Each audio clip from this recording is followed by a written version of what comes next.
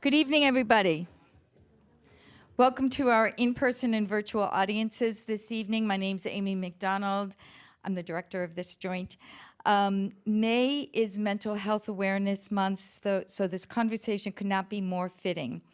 And I've noticed recently in the programs that we've had here how depression and anxiety kind of surface up on all sorts of topics that we're talking about. We had an event last week about redefining motherhood. We had a competitive athlete. We had something about restaurant workers, and anxiety and depression just keeps coming up as a topic. So it's nice that tonight we're going to be having, we're going to devote the evening to this pervasive affliction. And we could not have two better experts. Morra Aarons-Mele is the host of the podcast, The Anxious Achiever, and the author of the just published book of the same name, which you will be signing copies of in our lobby after our conversation. Dr. Ksera Dyette is a licensed clinical psychologist, CEO, and founder of Cup of Tea Counselling and Consulting. Tiziana Dearing, host of Radio Boston, leads our way. She has, in fact, been the moderator for many of the aforementioned conversations where the issue of anxiety, depression, and these mental afflictions keep bubbling up.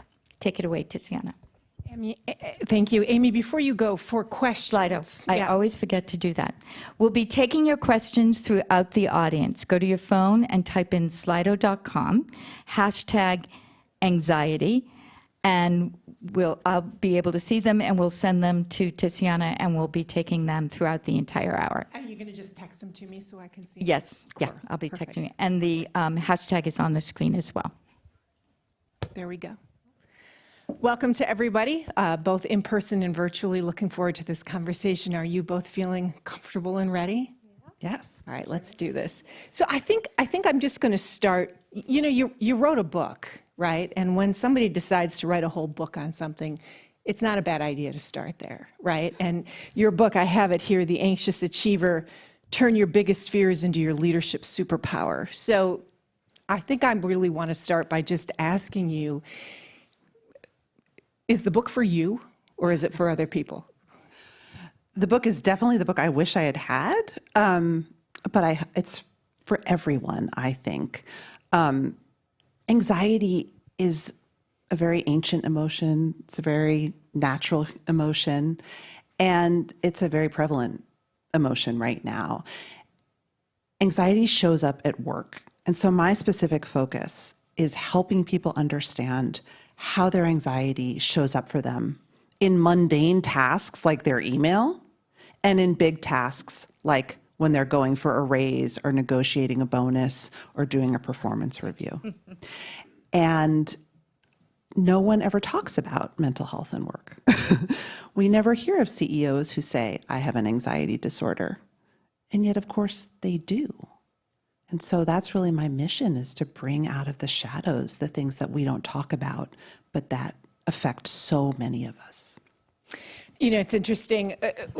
When Amy asked me if I wanted to be a part of this conversation, I did, both because I'm married to a career mental health practitioner who's frustrated all the time about the extent to which we don't openly have these conversations, but also because I don't think we disclose enough. And I've had my own experiences with depression and anxiety. And I think it's important, if we want people to disclose and we want to have these conversations, that we have to do it ourselves first. And so here's my disclosure, which I think is important to do because I think it's hard to engage in a conversation like this if you're not going to disclose. But it also made me realize, Dr. Dyette, I think I want us to start with a really clear understanding of when we say, oh, I'm anxious, versus I have anxiety. And when we say, I'm feeling sad, versus I have depression, I think it's helpful to let's spell those things out for people at the beginning of this conversation so that we understand the space in which we're operating. Yeah, thank you. So when it comes to our emotions, for example, I typically like to teach people that we have 7 primary emotions, and fear, happens to be one of them, and it's the one that gets frequently confused with anxiety because those two experiences can be related. And so we like to think about anxiety as our reaction to feelings that we are having, whether that be positive feelings like I'm excited about being here today, but I'm also anxious because I'm worried about messing up, right? Or it's, something that's feeling kind of unpleasant. And so it's a reaction to normal feelings that we have that we might be unsure about. And when we're talking about having or experiencing something like social anxiety or depression, it's really how much has that been around in our life and how much is it interfering or interrupting our lives. So I think that distinction is helpful because everyone has experiences of anxiety, but it might not necessarily mean that you are dealing with X mental health struggle. How do we know when we cross over from one place into the other? Do we? Sometimes we don't recognize until it's already happened. But one of the key signs is when you're seeing that you're having trouble doing things that you normally might be. You might be feeling more paralyzed. Routines are falling by the wayside. Maybe relationships are being impacted in negative ways. So you, as a psychologist, usually we're asking what areas of your life are being impacted. We don't necessarily jump to saying, oh, it's immediately negative, but where are you seeing the impacts in your life? Morra, one of the things that's been interesting about you is that you've gone from experiencing to disclosing to, and this is my word, harnessing. Well, and there's probably some steps in between there. That's a pretty simple. A lot of therapy in between there, yeah. Right? But there is an arc and a journey there, right? So let's talk a little bit about, and by let's I mean you, talk a little bit about that journey. So I was first diagnosed with clinical anxiety and depression when I was 19 years old and a sophomore in college.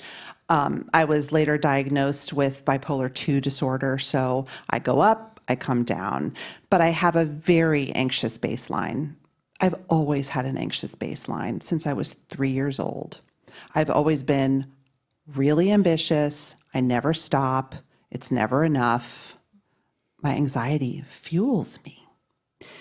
And then sometimes my anxiety took me down. And it took me many years to understand two really basic things. One, I need to treat this and I need to know about it, but I can't cure it. I'm not going to cure it. I can manage it.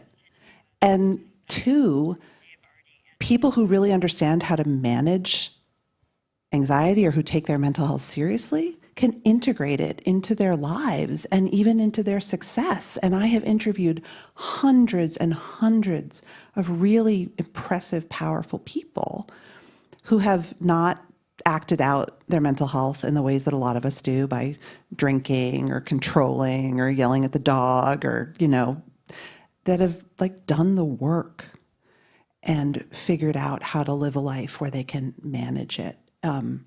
And I think that that's really, really important for us to understand, again, because we have not so many role models, So there is so much to unpack, right? I mean, there's so much to unpack in what you just said. And I'm going to do that work. That's what we're going to do, right? I'm using that. We're going to do the work. But before I do that, there's many things, right? There's many things I want to unpack in that. But I'm just going to start by saying, is there anything you want to say before I do what I want to do next? With the disclosure piece, I just appreciate you sharing that journey because something that you made me think about was our temperament, right? That something that we don't talk about enough, as well as the role of biology in mental health and the ways that if our parents have struggled, we might also be more likely to struggle. And there's lots of statistics about different things like anxiety and depression and what that looks like. And that for many of the people that I work with, it's not until they start struggling that they find out that maybe their parents also had a similar struggle. And it would have been helpful if they were armed with that information earlier. So that was just something that you made me think about. And we do have an audience question that picks up on the first question that I asked you. So before we move forward, And again, this is how you ask those questions on your cell phone here on the board. It says stress, anxiety, worry, how to separate them. And this is the part I want to emphasize, the second part of the question. Or does it even matter which is which? That's a great question. I think it matters insofar as understanding what is coming from where. When I think about stress, I tend to think from a systems perspective. What kinds of things external to us are happening that may be feeding into that stress? And the stress can be a combination of so many things, not just our internal experience. And anxiety can sometimes be fueled by things that are happening inside of us, but sometimes it could be things that happened in the past, right? And so I think the distinction matters insofar as understanding where is this coming from right now, or where might it have come from? Because you're kind of directionless if it's all lumped together, and that's the kind of work that I try to do with people.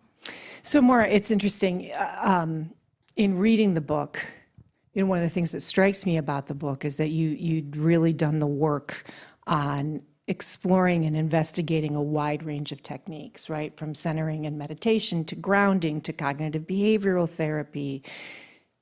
And we can talk about those tools and techniques. I will tell you there was a thing I had trouble getting past sometimes to get to that. And I was excited to engage with you about that thing, right? A minute ago, you said, you talked to so many people who learned to manage. That felt comfortable and understandable to me. On the cover of your book, you have this word harness. That didn't feel comfortable to me. And this is me engaging with you as another person who's expressed and dealt with anxiety and depression. The idea of seeing it as a superpower was dissonant for me, and I can't decide why. I can't decide if I think because you shouldn't think about it that way, or because I'm not ready to think about it that way, or because I think it's backward to think about it that way. So I decided to go bleh at you with all of that. Bring it on, Tiziana. And then let you sort it out for us here on stage. There's a tension. I say in the book, there's a tension there. And actually, most people who've been through eminent schooling, like Dr. Dyette, probably would not agree with me. Here's the thing. Anxiety itself is not a superpower. I get in this fight with my friend Meredith. However, you can learn to manage your anxiety. You can learn from your anxiety. It's telling you something. Sometimes it's lying to you, but it's telling you something. It can be very instructive. It can help you build incredible skills like self-awareness and empathy. And it can be harnessed. Because, we need anxiety. We don't need anxiety disorders, but we need anxiety. That anxiety that you feel, that we felt walking out here on stage, that you might feel when you have something approaching, like a deadline, when you really, really care, when you're worried about something. I know a lot of anxious achievers who are very open about the fact that they've been pursuing goals, they're perfectionistic, they worry they're going to be judged, they just keep working harder, and it can be a real problem, but it also can help them get where they want to be. And that's a tension, but I embrace that tension.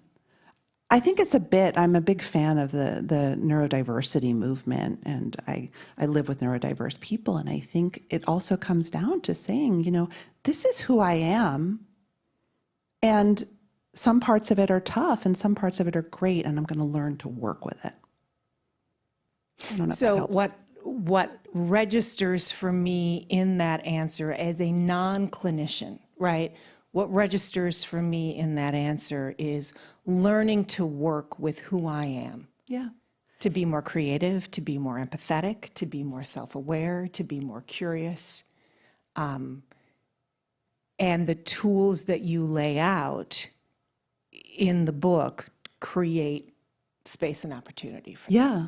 And sometimes you're going to give your anxiety a job. You're going to feel really anxious. I've been on book tour for 6 weeks. I have been super anxious, but I have been the most productive I've ever been because I'm an able, after, again, years of therapy and a lot of work, to be like, okay, anxiety, we've got a lot to prove here.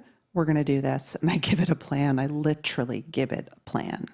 So 2 things. One, let's define neurodiversity for the audience. Either of you, maybe a clinical definition of neurodiversity? Yeah, so this is complicated. And the reason why it's complicated is because people conflate various related terminology. Neurodiversity is just something that everyone has. We all have different brains. Neurodivergence is really the term that we're using to talk about brains that aren't working the way that society thinks brains should work. And that's important because just like we have biological diversity, that's just something we need to have, there's neurodiversity.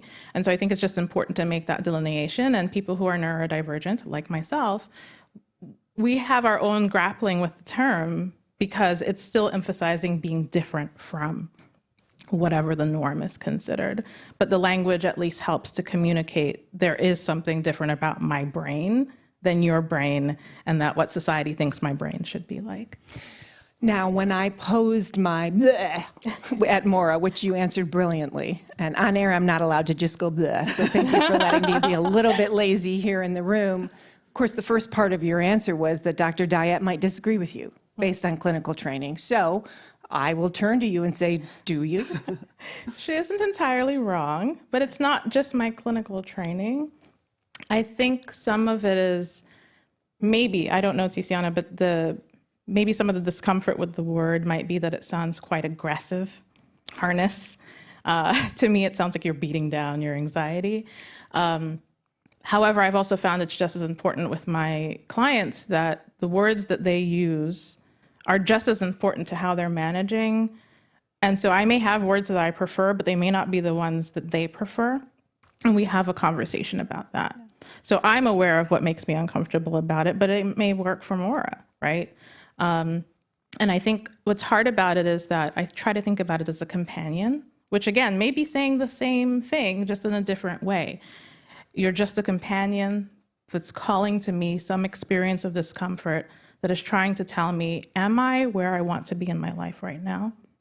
What feelings am I experiencing that maybe anxiety is covering up? And what does that tell me about what's happening right now? So I think that was my particular reaction to it. But, sometimes my clients will be like, okay, Dr. Dyette, you're obsessing about the words way too much, And so I try to make room for both sets of experiences. Dr. Dyette, you want to know the truth? It's a business jargon word. This is a Harvard Business Review book. Superpower, harness, Yeah. It's very business jargon, but that's important because we want to integrate this into business. And okay, so let's go there. Okay. Right.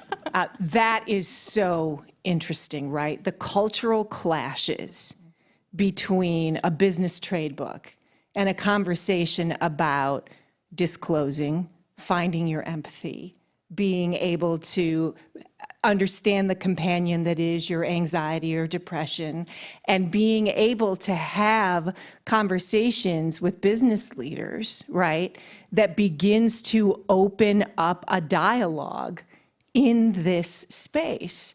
What's that the first one through the wall always gets bloodied, right? And this is sort of you through that wall. Won't it be interesting when we are at the point when we can use different terminology when we're having this conversation? And how will that feel to you as an author when you can do that? It's already happening. I mean, the conversation on LinkedIn around this stuff blows my mind every day. People who are saying things that never would have been said even a few years ago. I think it's glorious. I also think that there are boundaries that we need to observe, and disclosing is a really big deal, and it's not for everyone. But when I see people who lead public companies on LinkedIn talking about their bouts of depression, I feel like that's just huge progress. It's great. So let's talk about the moment that we're in. And here's what I'm going to do. We're beginning to get some questions in from the audience. And we're getting two kinds of questions from the audience. And I'm going to flag this for everybody, audience and our conversational guests up here at the same time. One set is a set of questions around, I'd like to understand better A, B, or C. And the other is, I need help with A, B, or C. We'll do a little bit of both, I think, probably. But I want everyone to know that we've got two streams coming in. Before I get to those, I want to spend a little more time combing out some of what I think we are here to get from the two of you, right? So I want to stay in that space. And I think now is the time to pick our heads up from the book, from the questions we've had in that space, and look what's happening in the world around us. The data and the demographics, the CDC report from February about the overwhelming experience of adolescence in America and mental health, right? Where 4 in 10 young people have experienced pervasive sense of sadness. Where when you look at young women and young women of color, that goes over 50%. In fact, I want to pull a couple of pieces of data. And this is hard data to hear. New CDC data from the beginning of the year. In 2021, more than 4 in 10 students felt persistently hopeless. Female students, it was 6 in 10. More than 1 in 5 considered attempting suicide. 1 in 10 did. And that number was nearly half for LGBTQ students. Feelings were more common among LGBTQ students, female identifying students, and students across racial and ethnic groups. Over 80% of people will experience mental ill health during their lives. 284 million people suffer from anxiety. New research out today from a Gallup poll, nearly 18% of Americans say they have depression, up from 10% less than a decade ago. This is, I don't know what this is. I mean, tsunami doesn't even feel like the right. I'll start with you, Dr. Dyette. What's happening?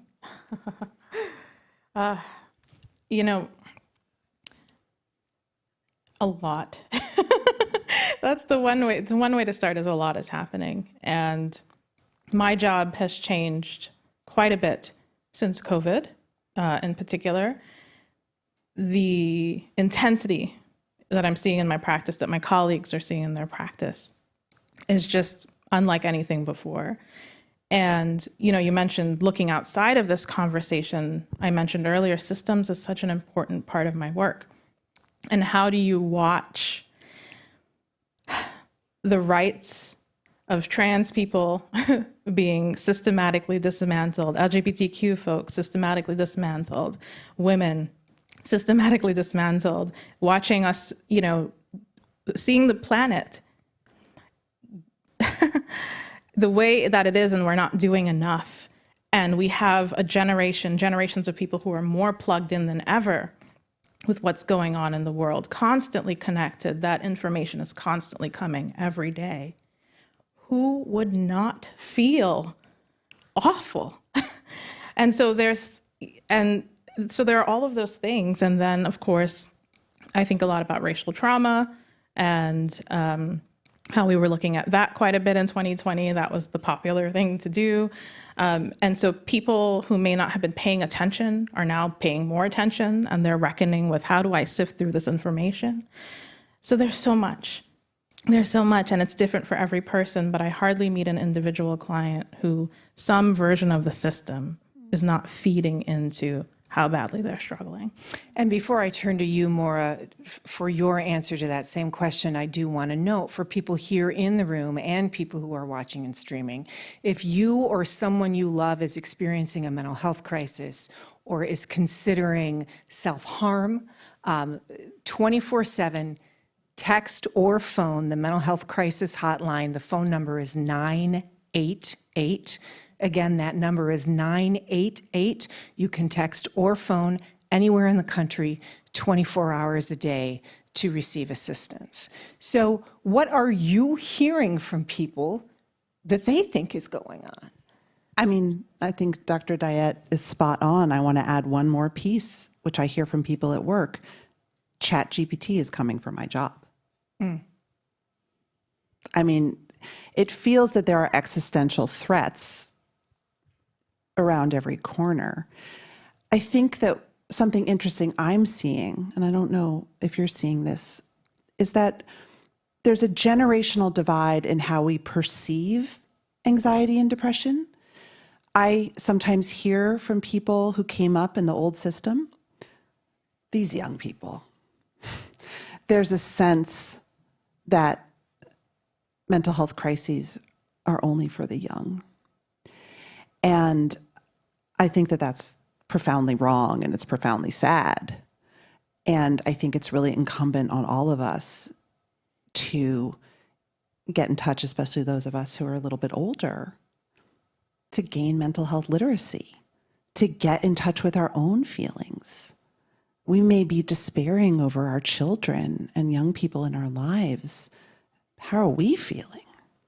You know, what are we doing? Yeah, I mean, I've seen, as you said, there's always a generational piece to these conversations, especially when I'm in leadership spaces. And those spaces, we're seeing multiple generations crossing with each other. And I think not just older people, but younger people, everybody would benefit from understanding the context that each particular group is coming from.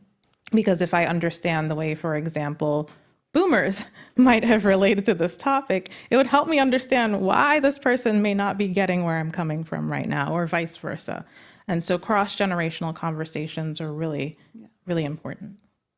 So a couple of things. One of the things that's coming up in the audience questions. Let me backtrack for just a second. One of the things that was striking to me in the book is that social anxiety comes close to the end of the book. And that was striking to me because what I'm hearing in a lot of the events that I'm doing, Amy made reference at the beginning that it happens that I'm often hosting events where these issues are coming up, right? Is as we begin to really re-enter a world post-COVID, right? The public health emergencies were ended just last week at the federal level and at the state level. Social anxiety is a question that comes up more and more. The questions about I need help that are coming in from the audience tonight are about social anxiety. Really? I'm having trouble reconnecting. How do I find my people? I am coming back into social spaces and I am so conditioned to masks that I feel fear when I'm around people who aren't wearing them. These are the kinds of questions that we're hearing when we still bring doctors in on our show and we let people text in questions. They're still asking about personal safety and feeling anxious encountering other people and feeling lonely and isolated. The U.S. Surgeon General, Vivek Murthy, just announced a public health crisis of loneliness. So social anxiety coupled with social isolation seems to be, and I almost don't know, Dr. Dyette, how to finish the sentence. Is it an after effect of COVID, a symptom of coming back out of it, exacerbated by? How do I finish that sentence? I think exacerbated by pre-existing things, right? It's hard to tease apart because that's exactly what it is, right? And it is something that I've been seeing as well, not just people are wearing masks and I'm uncomfortable, but also I'm entering social spaces aggressively and now I'm finding myself overwhelmed, overstimulated, fill in the blank, right? Because we spent so much time figuring out how to be alone. Yeah. But pre-COVID, we were the most connected, disconnected society, right? We had so many communities who were already not connected or were missing out on access to mental health that they may need. You know, one of the hard things that I experience is telling people, not everybody needs therapy, right?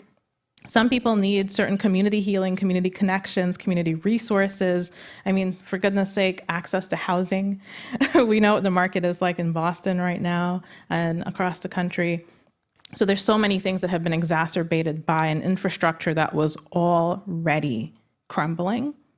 And I think COVID just pushed it over the edge. And yeah, there's the impact of that for sure. And Morra, part of the reason that it was interesting to me that social anxiety came towards the end of the book was people who are in leadership positions, I mean, to some extent, have to be social animals, whether it makes them anxious or not. I mean, your first book is about introverts who have to come out of literally hiding in a closet to talk to other people, right? You had a whole book about that. And so the challenge of choosing to be in leadership when dealing with social anxiety, I mean, that is a particular conundrum. You'd be shocked at how many leaders, famous people, Oprah, deal with intense social anxiety. My favorite conversation of all time is, because it references the title of my book, Hiding in the Bathroom, is Oprah and the comedian Amy Schumer talking about how they hide in the bathroom all the time in their daily life. And so, to me, I support everything the Surgeon General has put out, but I do think that social anxiety is something that we can choose to work with if we have goals. And I'm talking about a different kind of social anxiety than feeling socially disconnected. I'm talking about the social anxiety that you feel when you're coming here tonight, or you move to a new city and you really want to meet people, or you really want to go for that promotion, but it's going to involve a lot of being out there in public speaking. And, we were talking about ACT therapy, which is a kind of therapy. And one of the things that I really love about it. What does it stand for? Acceptance and commitment therapy. One of the things that I really love about it is that it asks you to identify and hook into your values. And values, I think, are a tremendous driver of good mental health. And when you're feeling anxious, having a sense of, I am super anxious about this. I mean, I had a panic attack last night.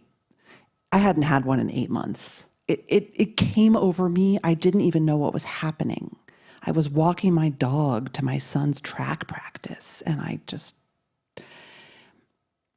but when you can hook into those values and do the work, you can say, but this is important to me. I'm going to persevere, and I'm going to get help. Like, we don't have to do this alone. We think we have to do so many things alone, and we don't. Yeah. And I think part of why I said it's hard to just say everybody needs therapy, besides whether or not it's appropriate, is access to care is not good, and how much therapists get paid if they want to service more of the population and take insurance, for example, is not good. And there are infrastructure problems that do prevent people from getting the support that they need and deserve. And yes, there are so many things that can be worked with. And, we didn't talk about this explicitly, but I have struggled with social anxiety for a very, very long time. And when my values are under assault by other things, it is hard. It is hard. And that doesn't mean that we can't, learn to move forward. But I think it's important to hold both experiences. And that's the dialectic acceptance and commitment therapy talks about. A contextual self. Who are you in this situation? What is happening to you here? And thinking about all of those things as you're moving forward through your life. And culturally informed and culturally responsive care is also not. I mean, we were talking in the green room beforehand about, I talked about the CDC report on youth mental health, the CDC report on Black maternal health, on maternal health of women of color versus white women in America. The disparities are massive. And one of the key drivers of that is culturally responsive care. The lack of believing women of color about their symptoms, the lack of even in intake during pregnancy and the birthing process, et cetera. So there's this whole other set of systems around culturally responsive care, culturally informed care, competent care, beyond accessibility, provision, affordability, insurance coverage, et cetera, that comes into this mix as well. Yeah, absolutely. And those barriers also play with which clinicians decide to keep doing the work, because we're also seeing a mass exodus of therapists from the field. There are just as many people who are interested in joining, but it'll be, 4, 5, 6 years before they're able to do that. And because we're so crushed, a lot of people are like, I can't do this and also take care of my mental health. So we do have some questions that are coming in around self-care, right? And I think this would be a good place to talk a little bit about some techniques that you can provide people who are on the stream here in the room. One of the questions that came in: what are the best suggestions for coping? Is it meditation? Is it walks? Meet one new person. Put your fears on the shelf for a few hours. So let's talk about that a little bit. And I'll start with you, Morra. I mean, the book, I won't sort of page through the whole thing right now, but there's a lot in here for, sort of day-to-day accessibility for people who want to practice self-care. Yeah. I just want to say one thing, though, if that's okay. Yeah. I think that the systemic overlay of mental health is something that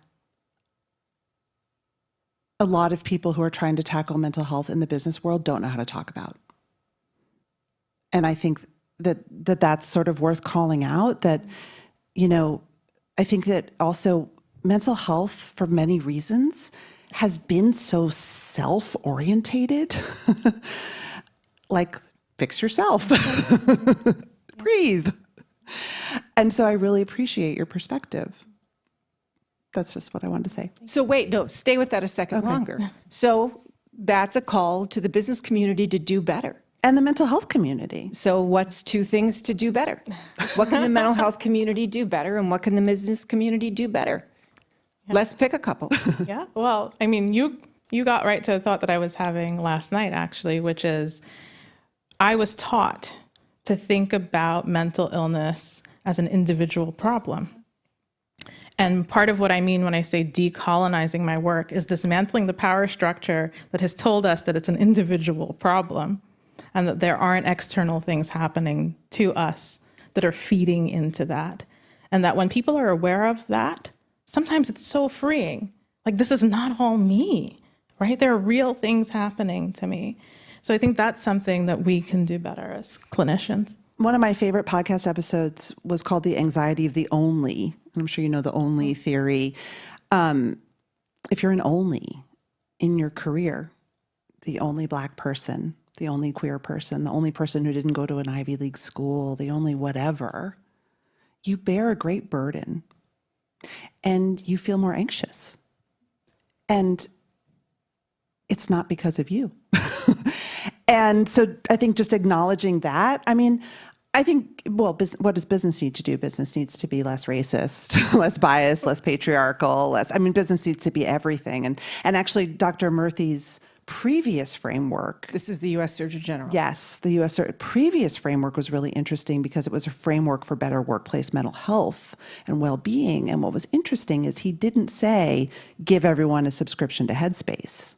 He said, be less racist, be less biased, pay people fairly, treat people like grown-ups, like let them go to the bathroom without punishing them, like pretty what should be table stakes but aren't, Yeah, and relatedly, creating more accessible workspaces, right? Going back to the conversations about neurodivergence, if somebody needs a quiet space to work in order to get that job done, can you give it to them, right? Does the nursing mother have a space to go if they need to pump? Or if somebody needs like a quiet space away from cubicles, can they get that? If someone has a sleep disorder, like myself, and they have to rest in the middle of the day, can you give that accommodation?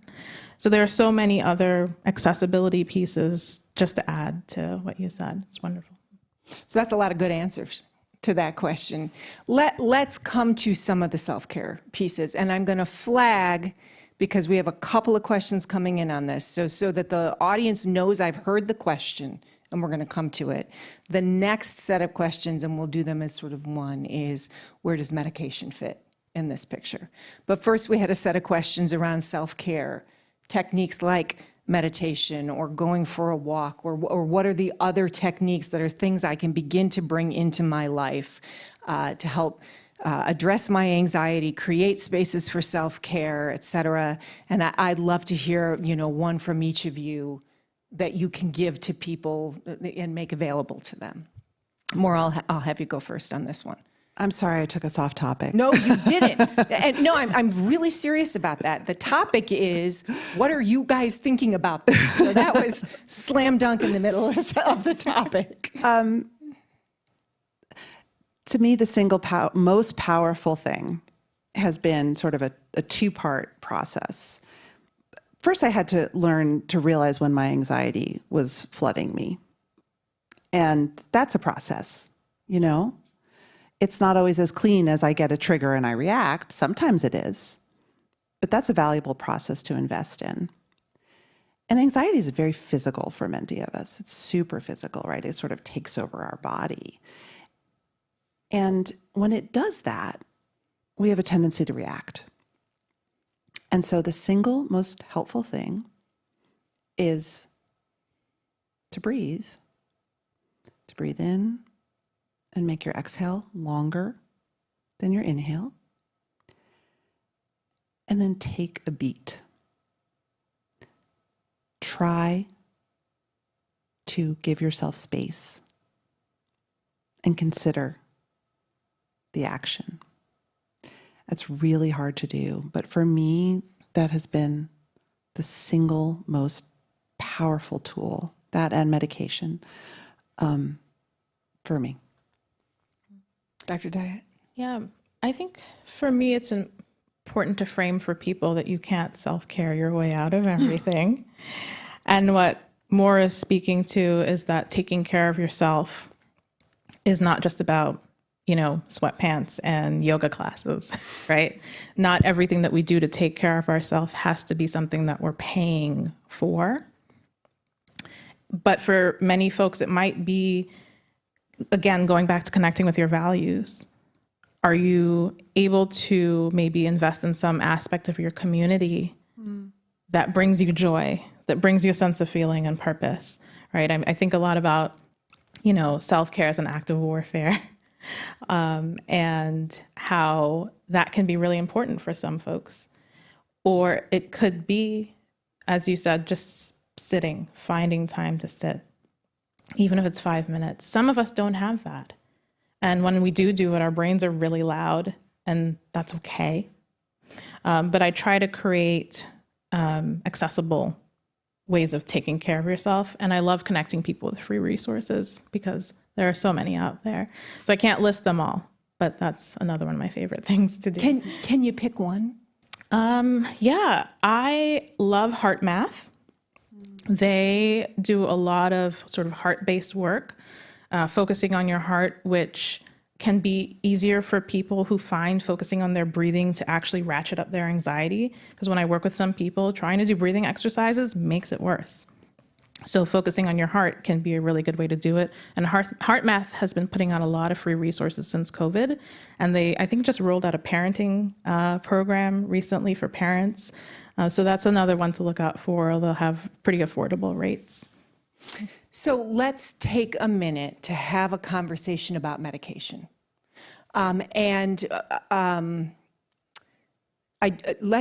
just talk about, in the suite of care options, where does it fit?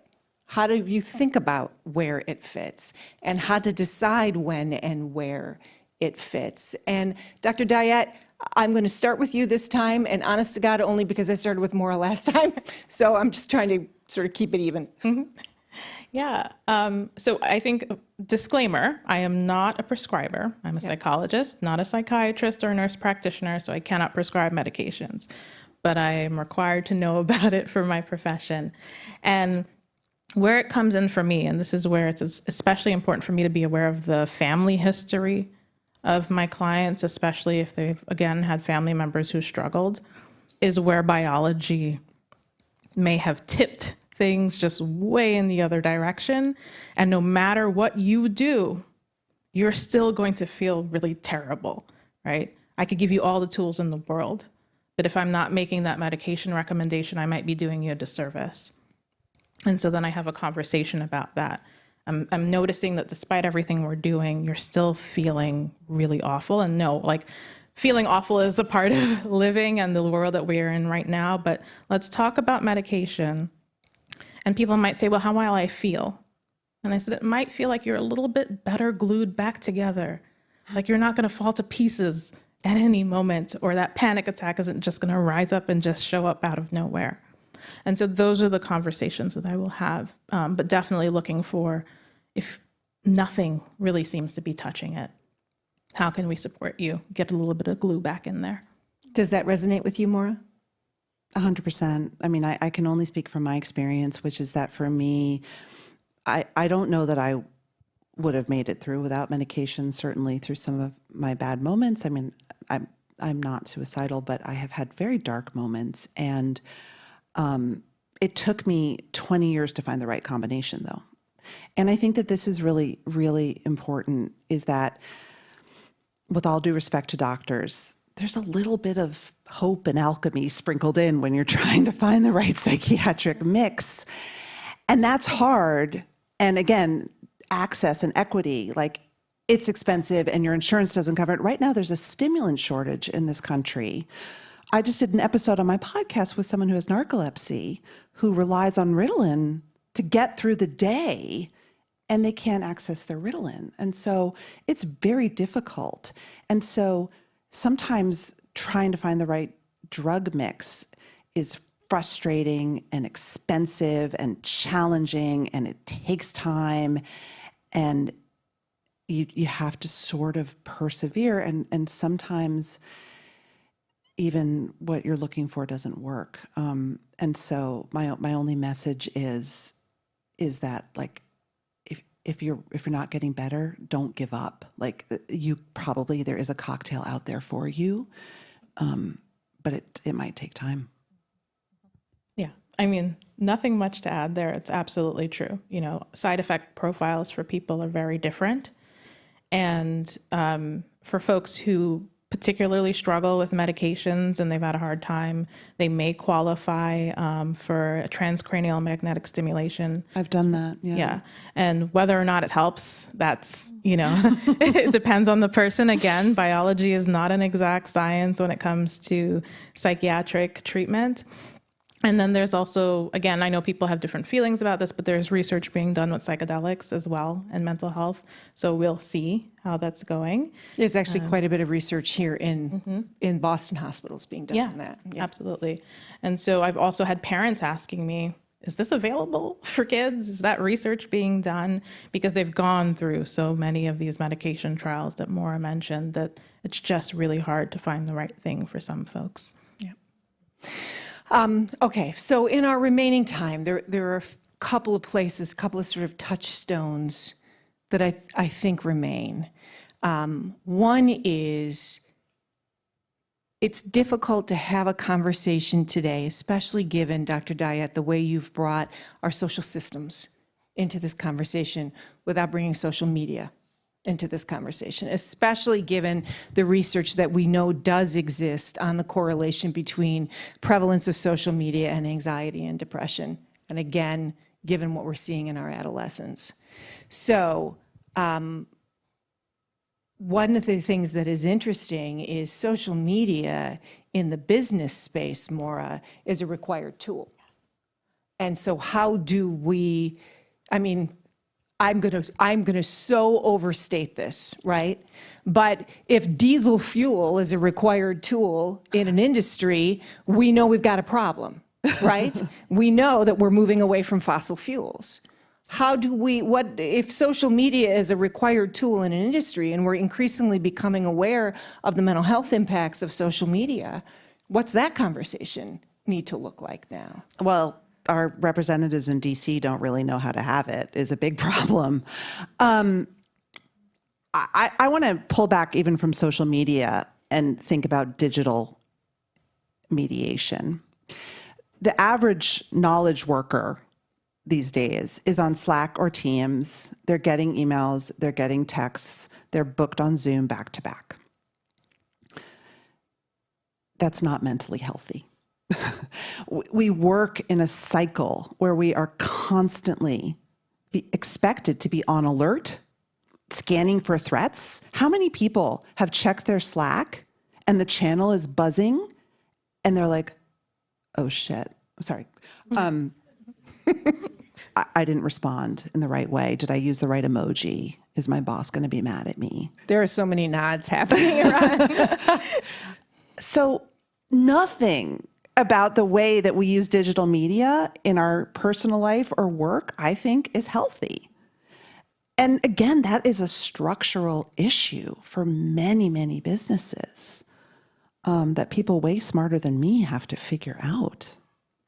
Do they know they have to figure it out? Like Dr. Dyette's like, nah.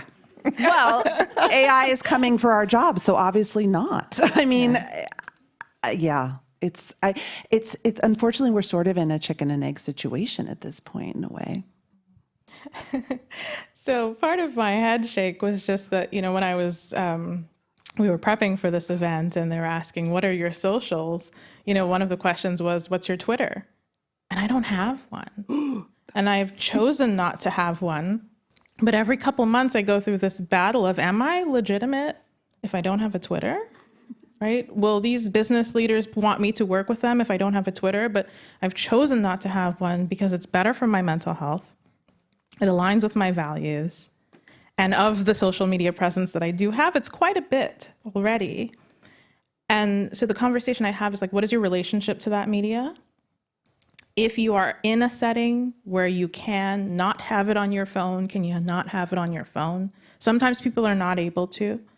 Can you turn off those notifications at a certain time? We have all of these wonderful settings on our smartphones that can turn it on for us. But then back to your question about leaders. Do you really need to have that meeting be an hour over Zoom? Could that have just been done in an email? Right? So we also have to have leaders thinking about what is the efficiency of the media communication as well, because I can give somebody all the strategies in the world, but if their work environment is still expecting certain things of them that are actually not efficient, that's not helpful either. I heard the most inspiring piece of leadership advice, and I just want to share it to your point. A senior manager in a financial services company, she said, if I see someone is always responding, is always on late, I want to talk to them and say, what am I not doing for you that you need? I thought that was amazing because so many of us feel like it's a mark of our commitment to our work. It's a mark of how we show up, that we're always on and we're working late and she saw this as her management problem. What kind of resources, time, talent, treasure am I not giving to you that you have to do this all the time? And so I think that there are ways that we can reframe, to your point, that are super powerful. Or superpowers. I had to. That was It's in the book. Back. I had to. All right, so here's the last one. And we have at least one question on this, and I think it's an interesting way to kind of close this. We've talked about the systems. We've talked about business. We've talked about self-care. We've talked about needing to reframe mental health as not being inherently about what's wrong with the individual. The last question that came in from the audience has to do with how to show up for others. Others who are experiencing anxiety, others who are experiencing depression. So let's sort of wrap up there. What's a great way to show up for others who may be struggling in a way that, it was striking how many times, Morra, in the book you talked about the way that struggling through and coping with one's own anxiety can help one become more empathetic. And so let's talk about, in fact, I'm going to keep it super open-ended. Let's just talk about showing up for others. No, I'm just digesting the question because so many things came to mind. The first thing when you said it was, well, am I showing up for myself? Do I know what that looks like, what that feels like? And sometimes it could just be sitting with the person, being present with them. And it might not even be that you're talking about the thing. but that you're holding space for one another. And can this person hold space for me? Can I hold space for them? Because sometimes I can't, right? If I've seen 8 people on Thursday, that may not be a day that I can hold space for my friend, but I can say, see you, I know we need to talk. I want to hear what you have to say. Are you okay if we do this tomorrow, right? So there's a lot of being aware of where you're at when you're making that offer. That's important. I just had this flash into my mind, which is when I just gave birth to my first baby. You have sort of a baby blues a couple weeks, and I was just despondent. I was so anxious. I was so depressed. And my mother called my husband and said, just sit with her. Sit at her feet and just be there. And that was the most incredible advice. And so I think just showing up in quiet for people, they probably don't need your advice or like your cousin's experience on Wellbutrin or... It's true. Yeah, showing up. Last question. What's one thing you learned from Dr. Dyette? I've learned so much. I have to have you on my podcast. I think it's so powerful how you look through so many different layers, and that you have helped me see differently where I was seeing things too narrowly. And is there something you learned from Morra tonight? Yeah, absolutely. I mean, what Morra, and even just, reading your work has reemphasized for me is like how the language you use for yourself and your self-story is so important to your mental health journey. And I'm aware of that, but I sometimes forget about it. And I think that was reified for me. I want to thank you both so much. I really appreciate it, and I learned a great deal from both of you tonight. Thank you.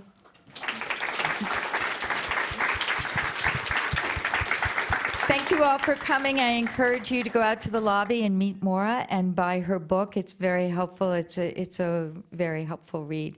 Our next event here at CitySpace is May 30th, our curated cuisine. The Lee sisters are going to talk about not throwing food away and making things from the rotting lettuce in your refrigerator. So sign up for that. Thank you. Good things from the rotting lettuce in your refrigerator.